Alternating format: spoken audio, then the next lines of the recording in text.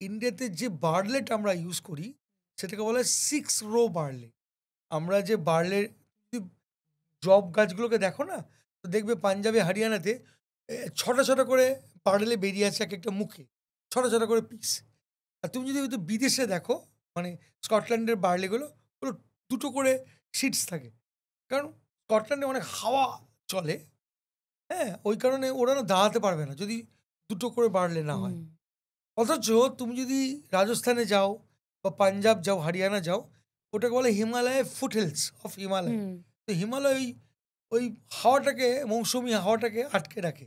ফলে ওখানে বার্লেগুলো automatically 6 rho হয়। আর এই 6 রো বার্লে অনেক গুণ আছে। এর মধ্যে অনেক প্রোটিন আছে। এর যে হাস্কটা আছে না? এটাতে অনেক ভার্সেটাইল। তো আমরা যে বার্লেটা ইউজ করছি, সেটা একটা আউটস্ট্যান্ডিং বার্লে। আমরা জানতামই না সেটা। আমাদের বার্লিটার মধ্যে অনেক প্রোটিন, আমাদের অনেক ফাইবারস আছে। এনজাইম আছে, অনেক কিছু আছে।